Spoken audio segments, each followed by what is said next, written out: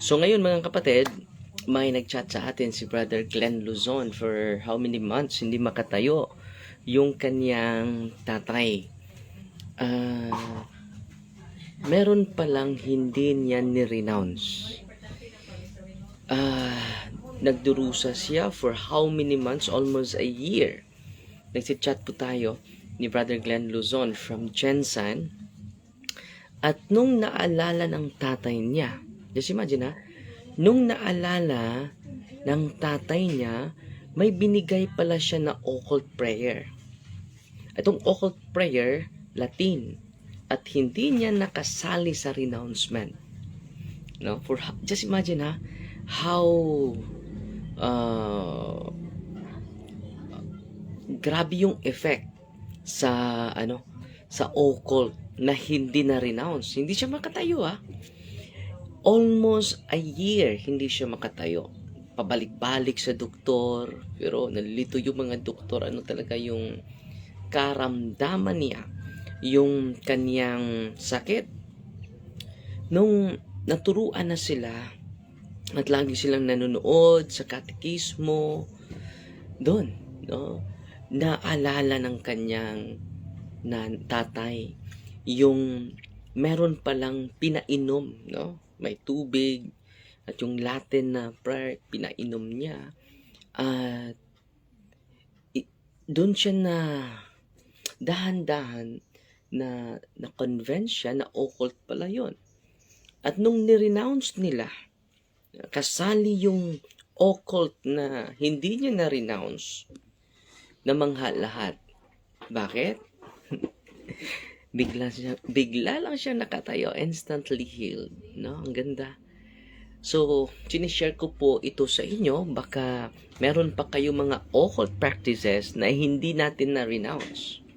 Superstitious belief, mga objects or amulets galing sa ating mga kapatid na mga albularyo.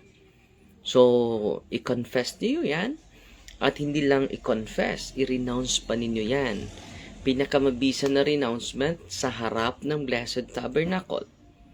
So, kasama ang buong pamilya. At kung hindi mo makuha yung buong pamilya, pwede naman. Yung mga pamilya lang na convinced na, hindi natin i-impose ang ating catechism o ang katotohanan, hindi naman natin i-impose. We only proclaim the truth, we propose the truth, but we never impose the truth. Amen? So, kung may family member na hindi pa mag-renounce, dahan-dahan.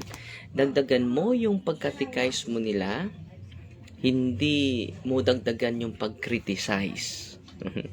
Ano ang mahina yung speaker? Mahina ba? Tingnan. Ito. So, mahina pa rin. Kindly comment mga kapatid kung mahina pa ba ang ating live, While ikintay tayo ni Father Romy na hindi pa dumating. Papunta na siya dito at kami ang sasama sa parokya sa Tabuan. At salamat tayo kay Father Martin. Siya ang nag-entertain sa ating mga bisita ngayon, nagbigay ng sakramento kahit nagpakumpisal tayo sa mga parokya, sakop sa ating bikaryato po. At yun, pinaka-essential talaga na dapat ilagay natin ito sa isipan. Okay na yung audio, Father. Ilagay natin sa ating puso at isipan, mga kapatid, na yung occult spirits, dahil sa mga occult objects natin, superstitious belief, mga superstitious objects, i-identify nyo po yan sa mga bahay natin. Kunin nyo yan. Ilibing nyo yan. At hindi sapat sa dipulog. 3 sako po yung nakuha natin. 3 sako. Just imagine. Ang signal ko, loading ba? Lakas naman yung signal ko. Baka yung signal nyo ay mahina. So hindi naman nawala yung signal ko dito. Okay yung signal natin. So patuloy tayo, mga kapatid. At salamat pala sa mga nagpadala ng mga stars, At Ang nangyari mga kapatid, ang dami ng mga experiences namin na nirenounce nila buong puso, with great devotion, yung occult objects nila, yung occult paraphernalia nila, completely healed po sila. Dahil may oppression na sakit. Yung oppression na sakit, hindi yan ma-diagnose ng doktor dahil spiritual illness yan. It is oppression from the evil spirits. Sino ba ang makapagaling yan? Si Kristo. At kung nalalaman na natin yung paraan ni Kristo, kaya nagtayo siya ng iglesia, ng simbahan, at ang simbahan ay nag-institute ng sacrament ng puso, they're completely healed. Grabe mga kapatid. No? Masalamat po tayo sa Diyos dahil dyan. At si Dante Ratilla, no, doon matapos ako mangumpisal, lumapit sa akin doon sa Marawis, Valencia, Bohol.